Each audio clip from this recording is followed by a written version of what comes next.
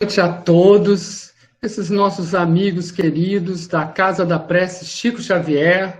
Estamos aqui mais uma vez reunidos para o culto do Evangelho, o estudo do Evangelho segundo o Espiritismo, na modalidade de um culto virtual. Graças a Deus, essa tecnologia está possibilitando que nos unamos nesse momento grave pelo qual o nosso planeta está passando. E aí a gente convida a todos, né, que possam se projetar, que possam, por pensamento, se imaginar na Casa da Prece Chico Xavier, né, na unidade física, na sala mesmo da Casa da Prece, na Avenida Princesa Isabel, 134, 203, e aí, quem não conhece, não faz mal, usa a sua criatividade, né? Como que você imagina que é uma salinha pequena, mas muito aconchegante, e que nós, então, todos possamos nos sentir dentro daquela vibração, que a espiritualidade está sempre lá, continuamente, nos seus trabalhos. E nós vamos fazer o estudo da noite de hoje sobre qual tema, exatamente o tema da mensagem que o nosso querido Wallace, né, proferiu aqui para a gente de preparo, e isso não foi combinado. A gente tem uma escala, né, de preces, de preleções e de palestras. Então, é da espiritualidade que já está aqui conosco, para que a gente possa fazer o estudo do Evangelho segundo o Espiritismo. O capítulo é 13, não saiba a vossa mão esquerda o que dê a vossa mão direita, e o item é o item 19, os benefícios pagos com ingratidão. Então, quem quiser acompanhar no Livro dos Espíritos, é o capítulo 13, item 19. Vamos então à leitura. Há uma pergunta no início, e essa mensagem é de um guia protetor na cidade de Sens, em 1862. A pergunta: que se deve pensar dos que, recebendo a ingratidão em paga de benefícios que fizeram, deixam de praticar o bem para não topar com os ingratos?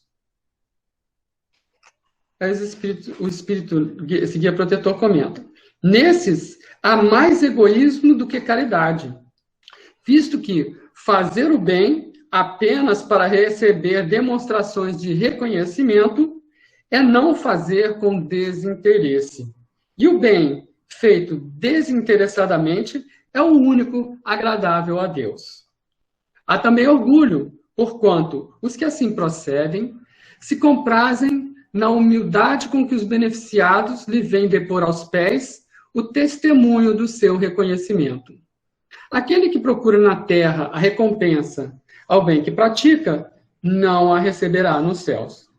Deus, entretanto, terá em apreço aquele que não a busca no mundo. Deveis sempre ajudar os fracos, embora sabendo de antemão que os a quem fizerdes o bem, não vos agradecerão. Ficais certos de que, se aquele a quem prestais um serviço o esquece, Deus o levará mais em conta do que se com a sua gratidão o beneficiado vos houvesse pago. Se Deus permite por vezes sejais pagos com a ingratidão, é para experimentar a vossa perseverança em praticar o bem. E sabeis, porventura, se o benefício momentaneamente esquecido não produzirá mais tarde bons frutos? Tende a certeza de que, ao contrário, é uma semente que com o tempo germinará. Infelizmente, nunca vedes senão o presente.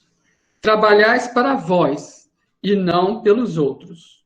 Os benefícios acabam por abrandar os mais empedernidos corações. Podem ser olvidados nesse mundo, mas, quando se desembaraçar do seu invólucro carnal, o espírito que recebeu se lembrará deles. E esta lembrança será o seu castigo. Deplorará, então, a sua ingratidão. Desejará reparar a falta, pagar a dívida numa outra existência.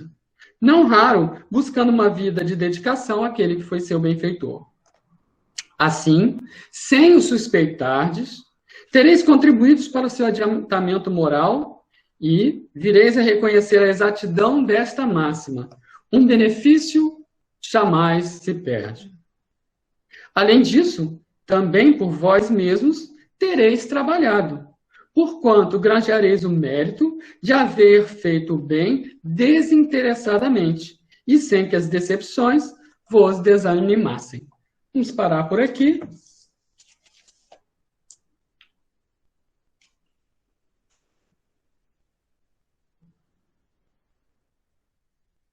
Vamos parar por aqui a leitura e vamos, então, comentar um pouco do que nós podemos observar sobre esse tema, né?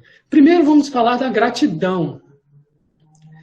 Quem não gosta, né, de receber uma resposta a quando você faz um bem e a pessoa demonstrar para você que ela tem gratidão, né? Então, a gratidão a gente pode definir como sendo aquele reconhecimento que a gente tem por alguém que prestou um benefício, um auxílio, que prestou um favor. A gente reconhece essa pessoa, ela tendo feito aquele benefício, auxílio, favor, ela tendo se desdobrado para nos auxiliar. Então, é uma delícia, né, a gente receber a gratidão, é uma delícia a gente também poder reconhecer o bem que os outros fazem, né, para a gente, na nossa vida, no nosso dia a dia, né? Ou seja, a gratidão é um sentimento nobre, ele é um sentimento positivo, ele nos coloca para cima. Quando a gente sente gratidão pelo que o outro faz, nós estamos crescendo interiormente. A gente vai se sentir mais calmo, mais harmonizado, mais tranquilo, porque nós estamos nutrindo um sentimento nobre. Se você for olhar do lado invisível, né, do que está acontecendo, a gente pode dizer que a nossa gratidão, ela vai nos envolver com esse sentimento positivo. E mais do que vai nos envolver, vai irradiar essas ondas positivas, essas ondas elevadas. O nosso colega conhecido, César Carneiro de Souza, que mora em Uberaba e que trabalhou com Chico Xavier durante décadas, ele tem uma sequência de livros que contam um pouco dos causos, né, que ele presenciou na convivência com o nosso querido Chico Xavier. E tem uma dessas histórias que ele conta, que é o Chico Xavier saindo de casa para o trabalho, né? Aí vai o Chico Xavier para o trabalho, e eis que, de repente, ele avista, né, na mesma calçada, uma senhorinha que ele conhece muito bem. Qual é a característica dessa senhorinha? Ela adora falar com ele. Ela pega ele no pé e começa a falar, e falar, e falar, e falar, e não para de falar. Qual foi o primeiro ímpeto do Chico Xavier? Vou atravessar a rua. Quando ele pensou em vou atravessar a rua, quem é que chegou para falar no ouvido dele, né? O mentor espiritual de Chico Xavier, nosso querido Emmanuel, já chegou e disse: Chico, você está atravessando a rua para evitar a senhorinha? Aí o Chico olhou para o relógio, nossa, eu já estou atrasado para o meu trabalho, vou ficar mais atrasado ainda, mas tá bom, eu vou falar com essa senhorinha. E aí, então, ele não trocou de calçada e encontrou com ela. E o que aconteceu? Nós sabemos. Ela começou a falar dos problemas, falar da família, falar da vida, falar do mundo, falar do planeta, falar da sorte, falar do azar, e foi falando e falando, e o Chico pacientemente ouvindo tudo que ela tinha a dizer. Quando ela terminou, ele se despediu e ele saiu aflito, olhando para o relógio, né? E continuou a caminhada dele. Quando então Emmanuel lhe pede: Chico, para um momento e olhe para trás. Quando Chico olhou para trás, ele viu a senhorinha ao longe e com a sua mediunidade ele conseguiu enxergar as ondas irradiadas daquela senhorinha que envolviam o corpo da senhorinha e saíam como um facho de luz dela envolvendo o Chico Xavier. E aí o Emmanuel fala: poxa, Chico, você ia para o seu trabalho sem essa vibração.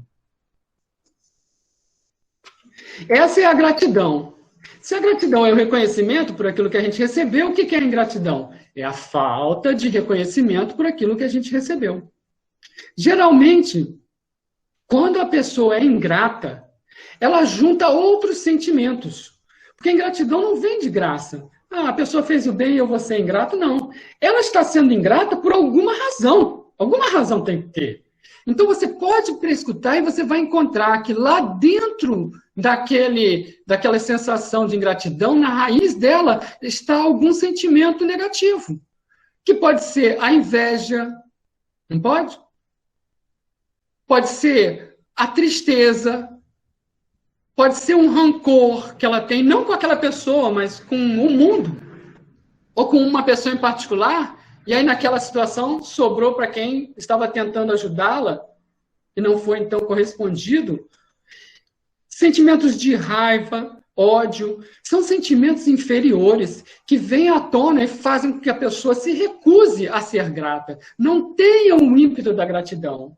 Então, se nós pudéssemos olhar o plano invisível, como o Chico fez, nós enxergaríamos na pessoa ingrata, né? Você vai lá, se desdobra, faz um favor e a pessoa não está nem aí para você. Então, o que tipo de emanação fluídica vai sair da alma, do perispírito dessa pessoa? Ela vai ser envolvida em sentimentos, em ondas vibratórias inferiores. Ela vai irradiar em direção a outra pessoa e aos outros que a circundam ondas também inferiores. Então, nós podemos olhar um pouco mais detidamente sobre a ingratidão, buscando as consequências que podem haver da ingratidão sobre aquele que sofre a ingratidão, ou seja, o benfeitor, né, não correspondido, ou as consequências da ingratidão para aquele que foi o ingrato. Vamos primeiro comentar algumas observações sobre a ingratidão, a consequência da ingratidão sobre aquele que é o benfeitor, né? Ele tem 3 alternativas, esse benfeitor, de agir, de encarar essa ingratidão. Primeiramente, ele pode compreender e perdoar. Olha que bacana. Ele foi, ajudou, se lascou, se desdobrou e a pessoa não está nem aí. Não liga para ele, não agradece e às vezes ainda fala mal. E qual é a atitude desse benfeitor? Esse que compreende e perdoa. Ele vai irradiar uma luz de dentro dele, uma vibração positiva, que vai neutralizar aquela vibração negativa de quem foi o ingrato. Ele vai estar blindado. O outro foi ingrato, mas a ingratidão do outro não o vai atingir. Denotando para ele que ele já atingiu um grau de crescimento espiritual importante para ficar imune a esses ataques, a essas vibrações. No Evangelho segundo o Espiritismo, na passagem que nós lemos, tem a seguinte sentença: fique certo de que, se aquele a quem prestais um serviço o esquece, Deus o levará mais em conta do que se com a sua gratidão o beneficiado te houvesse pago. Ou seja, tem muitas pessoas que querem ser reconhecidas aqui no plano terreno.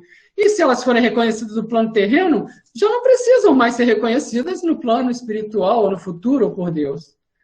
Mas, se ela faz desinteressadamente, essa ingratidão não a ataca porque ela perdoa, ela compreende a pequenez do outro, então ela realmente vai ser paga, né, pelo cêntuplo, vamos dizer assim, como a gente costuma ler no Evangelho, né?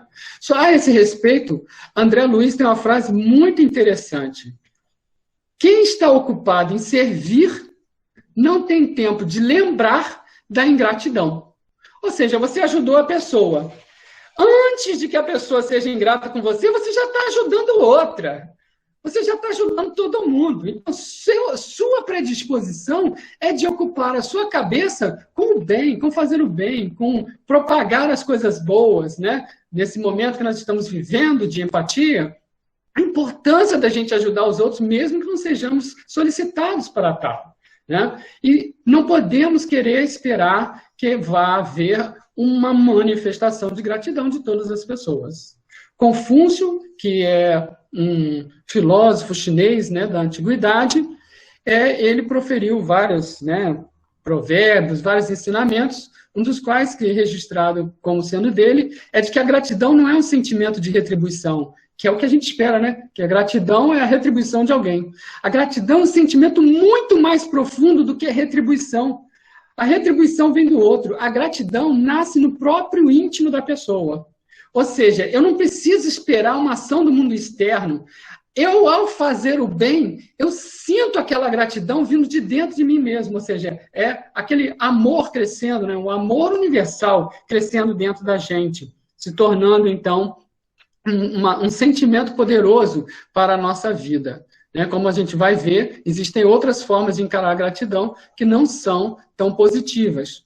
Então, se uma das formas é compreender e perdoar, outra maneira da gente encarar a ingratidão é aquela pessoa que se magoa e sofre. Ou seja, ela ajudou, a pessoa que recebeu esse benefício é ingrata, das várias formas possíveis de ser ingrato, e aquele, então, que sofreu a ingratidão, ele se magoa, ele fica ressentido.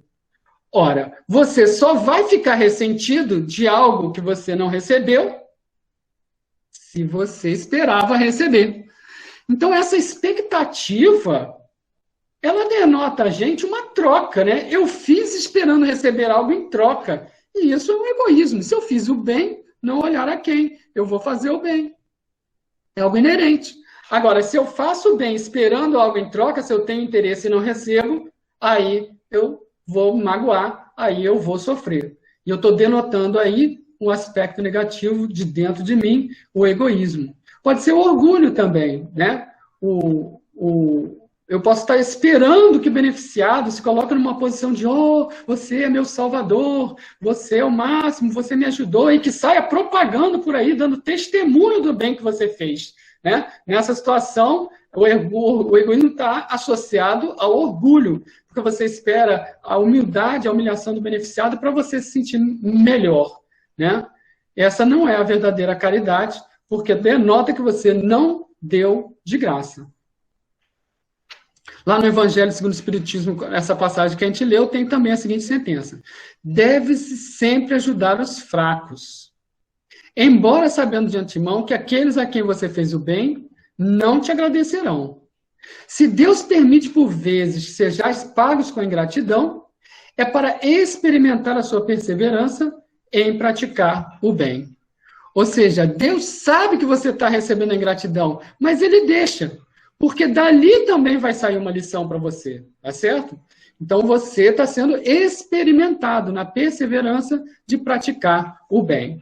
Vamos ver duas situações pela qual eu vivi. Foi antes da pandemia, né? A gente estava trabalhando no centro da cidade, se deslocava através do metrô, e numa das estações do metrô, né, na hora que eu estava provavelmente indo embora para casa, tinha um senhor num dos cantos, falando bastante alto, né?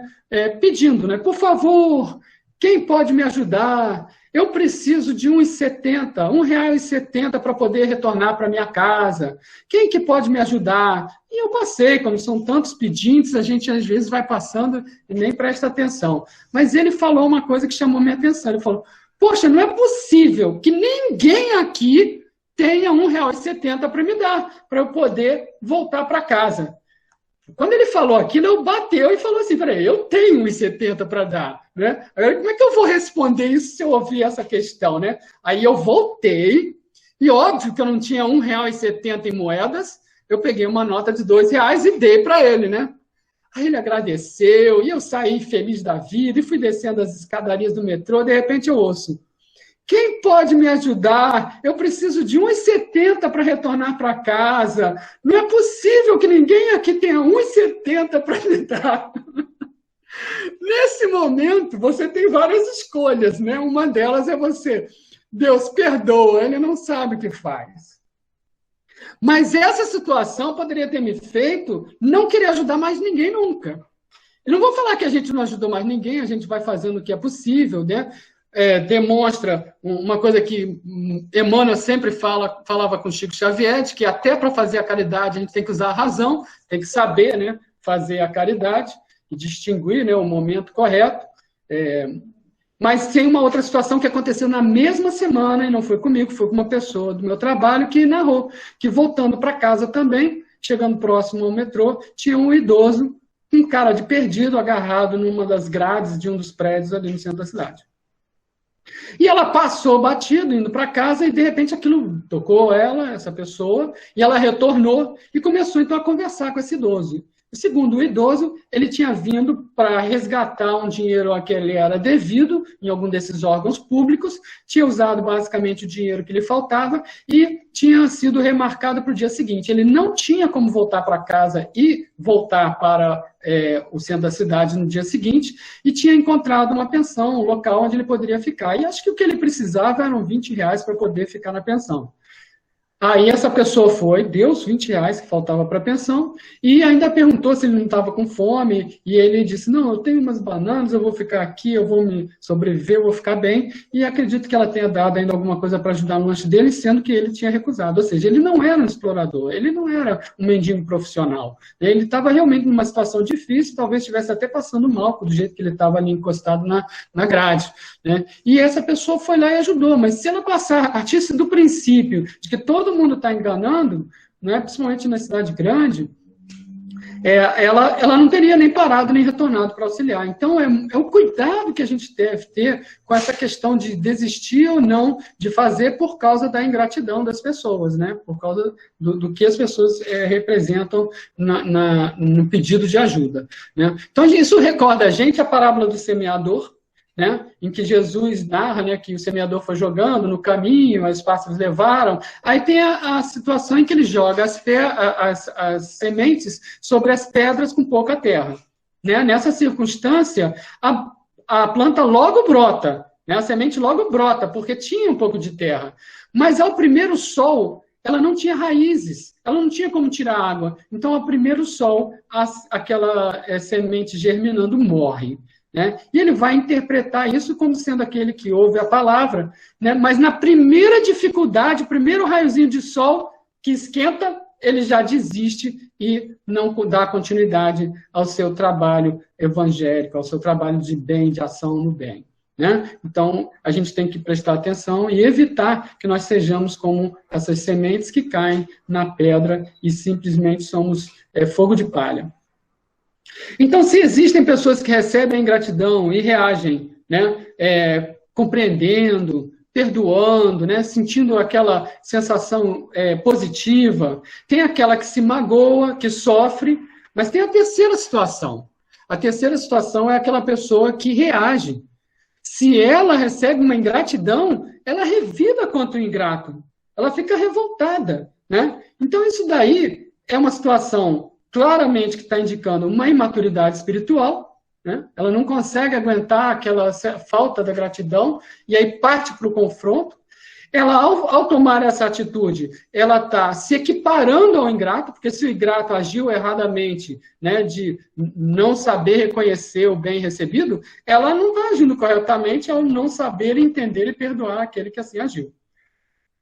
Quando a pessoa faz isso, imagina que tipos de emoções, que tipo de vibrações, que tipo de irradiações estão saindo dela. Né? Contrapondo aquela senhorinha que atinge o Chico Xavier, essa pessoa que recebeu a ingratidão com revolta, ela vai se cercar de sentimentos negativos.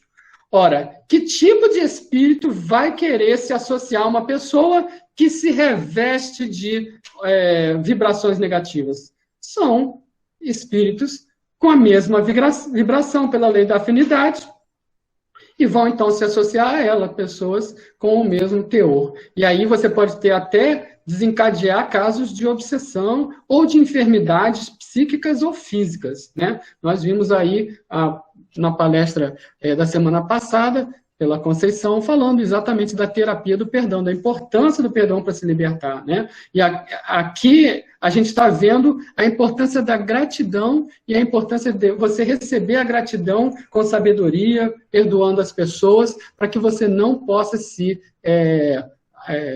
fazer mal a você mesmo. Né? A Joana de Ângeles, num livro que se chama O Desafio da Gratidão, na psicografia do nosso querido Divaldo Pereira Franco, ela diz, né, tenhamos piedade dos dois, do benfeitor e do ingrato. Né? O ingrato porque foi ingrato e do benfeitor porque está sofrendo a ingratidão. Então a gente tem que ter pena dos dois. Agora, quais seriam as consequências? Nós falamos das consequências da ingratidão para aquele que sofreu a ingratidão, né? Porque o benfeitor, né? Mas agora vamos olhar mais de perto as consequências sobre aquele que foi o ingrato. Né? Nós temos no Livro dos Espíritos, de Allan Kardec, né? Na parte 4ª do Livro dos Espíritos, que trata das penas e gozos terrestres, no capítulo 1º, que é das penas e gozos terrestres, a gente tem duas perguntas que se referem exatamente às questões das decepções oriundas da ingratidão. Nós não vamos ler as duas perguntas, elas se referem à amargura que uma pessoa pode sentir ao sofrer ingratidão e se ela deve endurecer o seu coração por conta da ingratidão. Então, com relação à amargura, os espíritos respondem: deveis lastimar os ingratos e os infiéis. Eles serão muito mais infelizes do que vós. A ingratidão é filha do egoísmo, e o egoísmo topará mais tarde com corações insensíveis como o seu próprio foi. O que está em ação aí? Está em ação aí a lei de causa e efeito, a lei de ação e reação. Tá certo? Devemos lastimar aquele que é ingrato, porque ele acabará sofrendo pelo mal que ele causou. Não ficar com raiva dele, que não vai adiantar nada para a gente. E com relação a se a gente deve deixar e nunca mais fazer o bem, né, para as pessoas, está associado também à ideia de você não ligar para aquilo que te fazem de mal. Aquelas pessoas que são ingratas. Então, lá no Livro dos Espíritos, você encontra a passagem que diz: lastimai os que usam para convosco de um procedimento que não tenhais merecidos, como a ingratidão, pois bem triste se lhe apresentará o reverso da medalha. Carl Gustav Jung, que foi o fundador da psicologia analítica, era um discípulo de Freud, criou a sua própria vertente, né? Ele estudou muito a questão na psicologia, né, de o desenvolvimento de uma pessoa integral, como Joana de Ângeles também trata bastante desse assunto, né? E nesse contexto, Jung advogava a ideia de que a pessoa tinha que se individuar, ela tinha que crescer como um indivíduo, ela tinha que se sustentar como indivíduo. E isso daí está muito relacionado com o que a gente fala no Espiritismo de reforma íntima. Ela fazia a reforma íntima de vestir o homem, de despir o homem velho para que possa viver uma vida melhor, como diz Paulo de Tarso. Então, o Jung diz a esse respeito: a pessoa que tem a gratidão vive muito mais do que a ingrata e a soberba. Então, agora está associando a questão do sentimento à doença, como a gente falou com a questão do perdão. Quem não perdoa está se intoxicando. Quem perdoa se liberta. E esse libertar-se ou esse intoxicar-se tem repercussões no corpo físico através do perispírito, como foi falado na palestra da semana passada. Então, a gratidão, ela promove a saúde, tanto daquele que está sendo grato, né, quanto daquele que está recebendo a gratidão.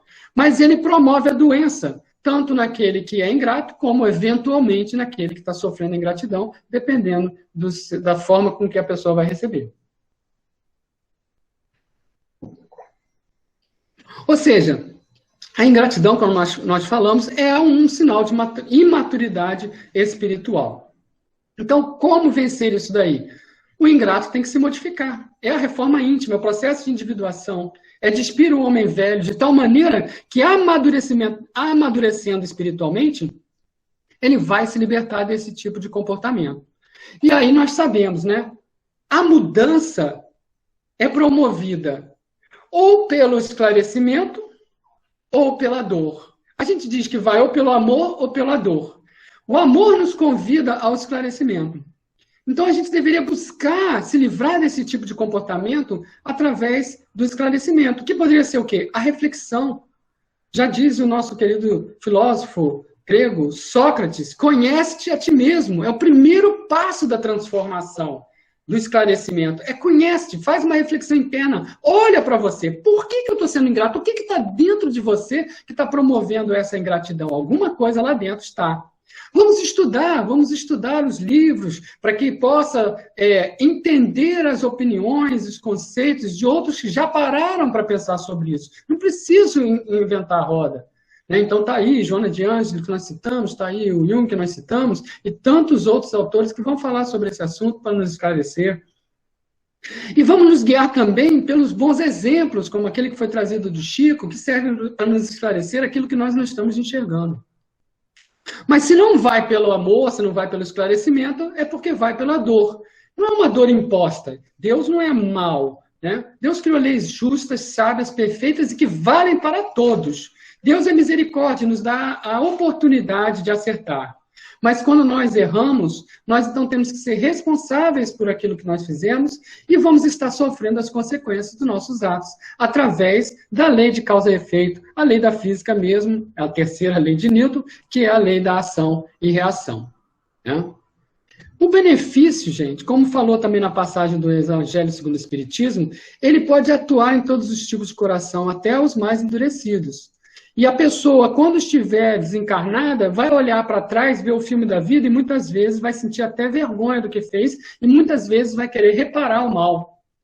Essa situação da pessoa desencarnada olhar e ver o que fez, nos lembra uma passagem do livro e do filme Nosso Lar, né, que conta a vida de André Luiz, quando ele parte da Terra e vai para o plano espiritual, né, e é acolhido na colônia chamada Nosso Lar.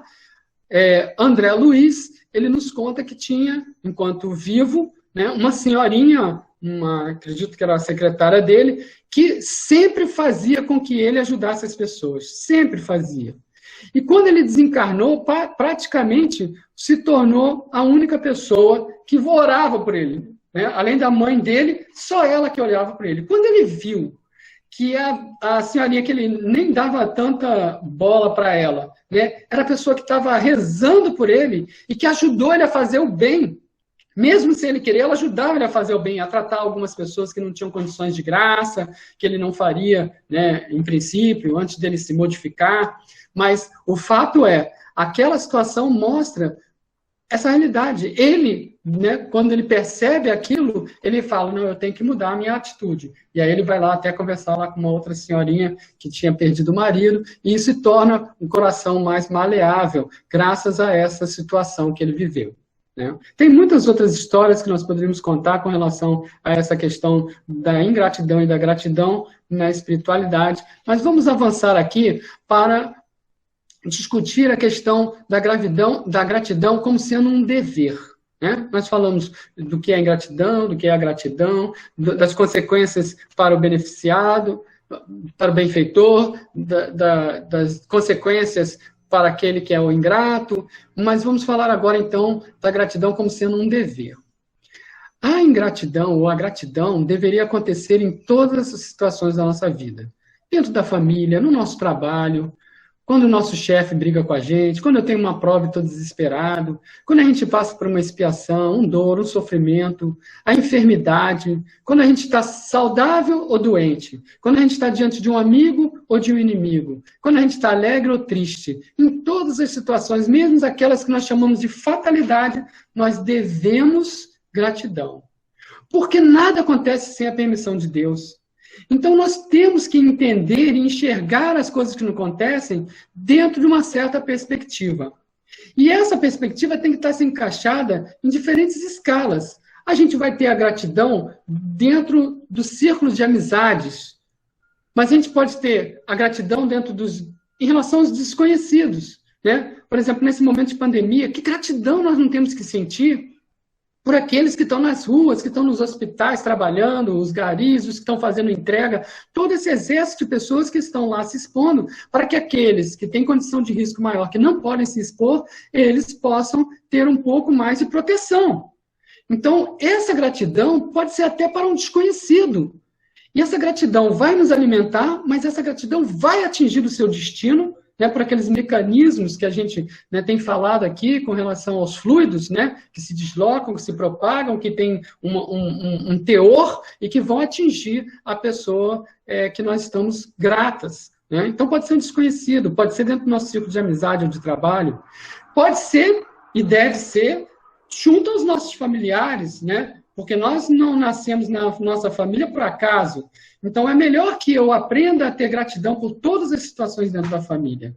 E o Evangelho segundo o Espiritismo, em outra passagem, que é devemos honrar o pai e mãe, ele diz que a ingratidão para com os pais é a pior coisa que pode ter dentro da escala da ingratidão. Ele considera até como sendo um crime a ingratidão para com os pais. Ah, mas eu não me dou bem com os meus pais, eles têm problemas. Não interessa, mesmo que você esteja adiante, emane em direção a esses familiares que você não convive, boas vibrações de agradecimento, se são os pais, pelo dom da vida, que eles te geraram. Agradeça diariamente por isso, mesmo que haja dificuldades de relacionamento. Não interessa, nós podemos fazer isso na nossa vida. Mas dentro das escalas de ingratidão, a pior dela, qual é? É a revolta contra Deus. E a escolha é nossa, gente. Se a gente vai reclamar ou se a gente vai ser grato, é uma escolha nossa. É claro que nós podemos desenvolver hábitos de comportamento em que a gente se habitua a ser ingrato, né? Mas devemos pensar que a gratidão, né, quando você tem lá na passagem da oração do Pai Nosso que está no céu, santificado seja o vosso nome, é um louvor. O louvor é uma gratidão sem limites com relação a Deus. O louvor a Deus é um ato de gratidão a Deus. E aí nós estamos já trabalhando o nosso íntimo para encarar as dificuldades da vida de outra forma. A gente tem que tentar olhar de outra forma, tentar encontrar, mesmo nas maiores dificuldades da vida, aquilo que nos é positivo, aquilo que nos faz bem. Então, o maior antídoto contra a ingratidão e tantas outras mazelas é, claro, a reforma íntima, né? É mudar a forma de ver o mundo. Nós tivemos conhecimento aí de uma prática que talvez vários de vocês conheçam, é uma prática havaiana muito antiga, que foi resgatada nos tempos modernos.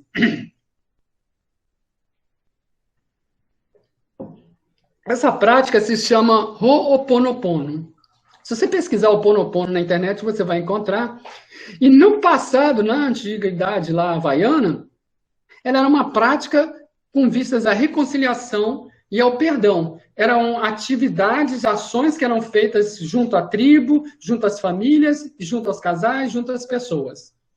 E os objetivos mais importantes dessa prática era purificar o próprio corpo, e aí a gente sabe, né, que a emoção e o sentimento afetam o corpo físico. Se eu controlar e corrigir e harmonizar o meu sentimento, eu vou estar melhorando as condições do meu corpo físico. Então, purificar o próprio corpo físico, mas também o sentimento e a emoção.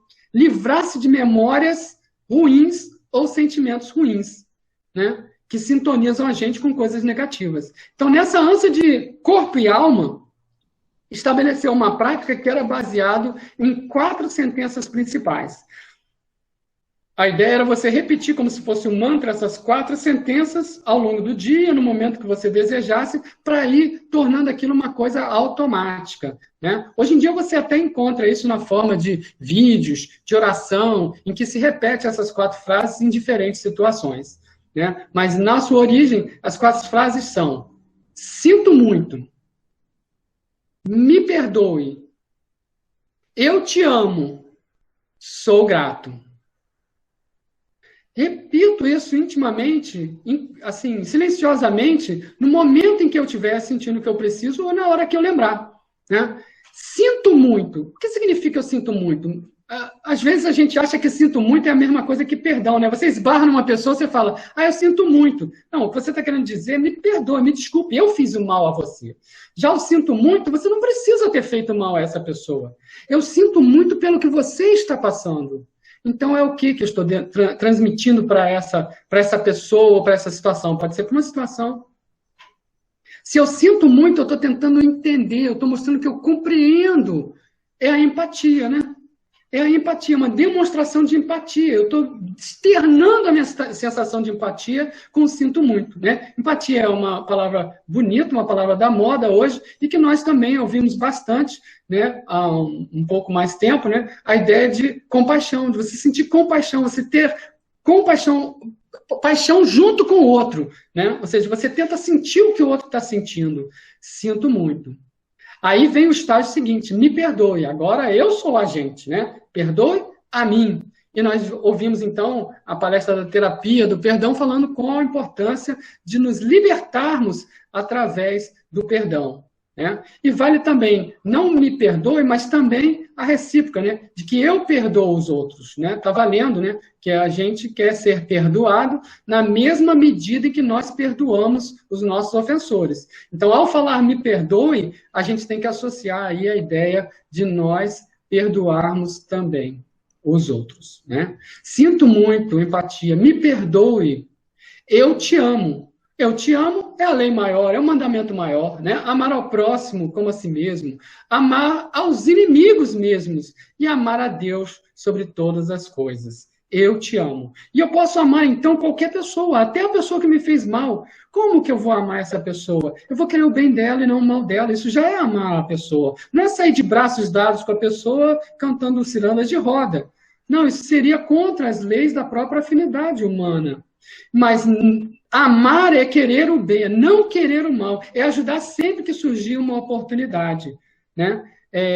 Então, essa é a questão de você poder amar até mesmo os inimigos. No caso aqui, pode ser, não pode ser inimigo, pode ser uma situação. Eu amo aquela situação, por quê? Porque ela está me exercitando em ser melhor. E termina com sou grato, que é o desafio que nós estamos falando da gratidão. É o desafio de você reconhecer o bem que o outro faz em todas as circunstâncias. Quantas vezes na sua vida você pode dizer, né? Poxa, mas eu vou agradecer, eu vou ser grato por uma coisa ruim ou por uma pessoa ruim? Eu tenho que tentar enxergar o que está por trás disso daí, né?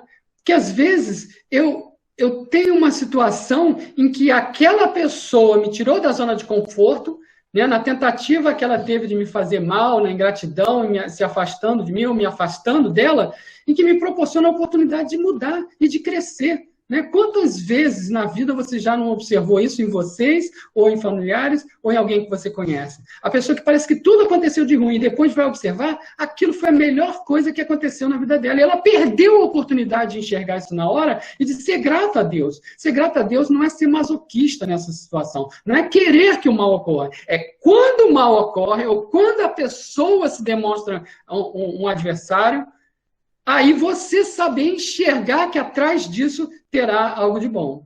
Não quer dizer que eu quero que aquilo aconteça comigo ou que eu quero aquela pessoa adversária. Nada disso. Né?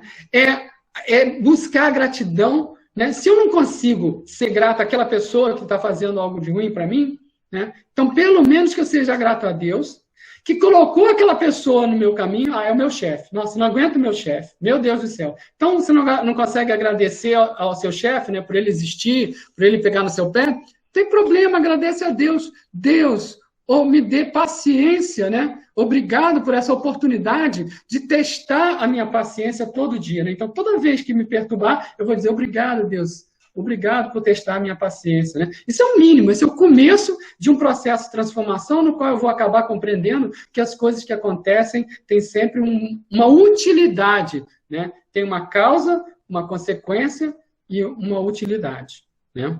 Joana de Ângeles, complementando, fechando esse conceito nosso, Joana de Ângeles, no livro Psicologia da Gratidão, ela fala assim: o desafio da gratidão, ele ocorre nos tempos difíceis, quando surge a adversidade. Porque, claro, quando tudo está bem, eu sou grata a tudo. Eu sou grata à vida, eu sou grata ao sol, eu sou grata à chuva, eu sou grata a qualquer coisa. Mas na hora que o tempo é difícil, aí que é difícil ser grato. Né?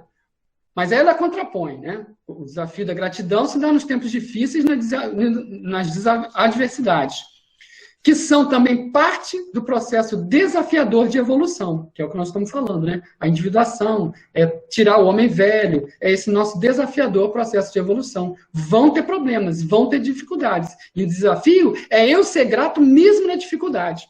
Tá certo? Nós estamos vivendo a pandemia. Gente, essa pandemia vai ter coisas ruins, vai ter coisas difíceis, mas vai ter muitas coisas positivas, da qual o mundo inteiro vai se beneficiar, que dirá nós mesmos, nossas famílias, nossos entes queridos. Mas a Joana de Ângeles complementa. De um lado, o desafio da gratidão. Do outro lado, ela diz, quando se experimenta o sabor da gratidão, ou seja, eu consegui trabalhar internamente e enxergar a gratidão daquela situação, aumenta-se o desejo de mais servir. Aumenta-se o desejo de melhor contribuir em favor dos outros. É um círculo virtuoso. Em vez de um círculo vicioso, é o círculo virtuoso. Quanto mais eu sinto gratidão, mais eu sinto o sabor da gratidão, mais eu quero exercer a gratidão. E é isso que a gente tem que executar. Chico Xavier tem um dos seus aforismos, que é: quando alguém magoar, ofender, não retruque. Não responda da mesma forma. Apenas sinta compaixão daquele que precisa se humilhar, ofender ou magoar para se sentir mais forte. Chico Xavier. Então, para encerrar, o questionamento que a gente coloca é o seguinte, né? Nós somos alvos de ingratidão, às vezes nós somos motores, movedores de ingratidões, né? Nós, às vezes, cultivamos a ingratidão. Já pensou se sofrendo uma ingratidão, alguém desistisse de fazer o bem? Já pensou se Jesus, que sofreu todo tipo de ingratidão, foi menosprezado, injuriado, martirizado? Já pensou se ele tivesse desistido da gente? Já pensou se Jesus tivesse desistido do bem? Então nós estaríamos hoje em maus lençóis. E isso teria sido por conta do nosso livre-arbítrio. Então a nossa ingratidão para com Jesus é muito grande. E a nossa gratidão por Jesus, hoje, também tem que ser tão enorme quanto. Para que a gente possa reverter a nossa maneira de viver, reverter a nossa forma de viver.